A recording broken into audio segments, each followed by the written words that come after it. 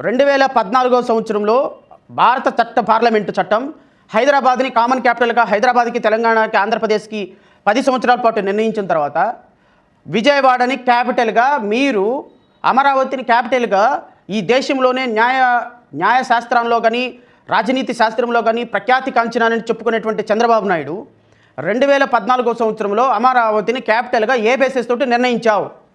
భారత పార్లమెంటు చట్టానికి వ్యతిరేకంగా Andhra Pradesh capital regional development authority చట్టం ద్వారా ఆంధ్రప్రదేశ్ రాష్ట్ర రాజధానిగా అమరావతిని నిర్ణయం చేసి దీన్ని పార్లమెంటుకి పంపించకుండా చాలా స్పష్టంగా రాష్ట్ర ప్రజలు గమనించాలి.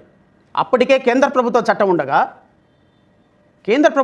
ఉండగా ఏ బేసిస్ తోటి రాష్ట్ర అసెంబ్లీ సాక్షిగా నువ్వు ఆ రోజున అమరావతి రాజధానిగా ఒక వికృత క్రీడ ఆడి చట్టం తయారు చేశారు? కేంద్ర ప్రభుత్వానికి వ్యతిరేకంగా ఒక చట్టం తయారు చేస్తే కేంద్ర ప్రభుత్వం హైదరాబాద్ని క్యాపిటల్గా 10 సంవత్సరాలు నిర్ణయించిన తర్వాత దాని కాదు అని 2024కు ముందే వెంటనే 2014 సంవత్సరంలో హైదరాబాద్ కామన్ క్యాపిటల్గా ఉన్నప్పటికీ కూడా దాన్ని కాదని అమరావతిని క్యాపిటల్గా నిర్ణయం చేసినప్పుడు కేంద్ర ప్రభుత్వ చట్టానికి రాష్ట్ర ప్రభుత్వ చట్టం తయారు చేసినప్పుడు డాక్ట్రిన్ ఆఫ్ రిపగ్నెన్స్ అనేది ఒకటి ఉంటుంది.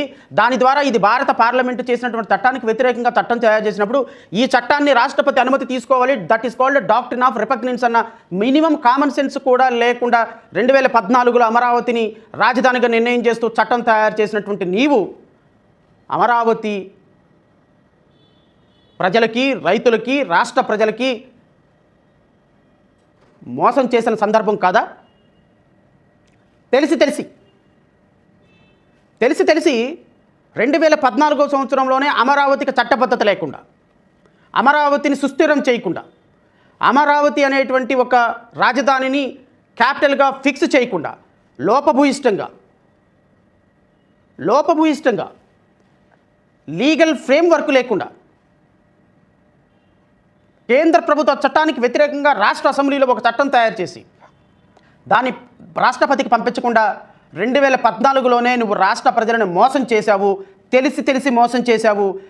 అమరావతి చట్టం చెల్లదు అని తెలిసి కూడా, అమరావతి క్యాపిటల్గా చెల్లదు అని తెలిసి కూడా 2024 జూన్ 2 వరకు రాజధాని నిర్ణయించుకునే అధికారం రాష్ట్ర ప్రజలకు లేదు, రాష్ట్ర అసెంబ్లీకి లేదు అని తెలిసి కూడా కేంద్ర చట్టం ఎక్స్పైర్ అవ్వనంత వరకు 2024 జూన్ వరకు ఇంకొక క్యాపిటల్ రావాలి అంటే అది కూడా కేంద్ర ప్రభుత్వ అనుమతితోనే మళ్ళీ చట్ట సవరణ జరగాలని తెలిసి కూడా రైతుల దగ్గర నుంచి భూములు తీసుకొని మోసం చేసింది నువ్వు కాదా చంద్రబాబు నాయుడు?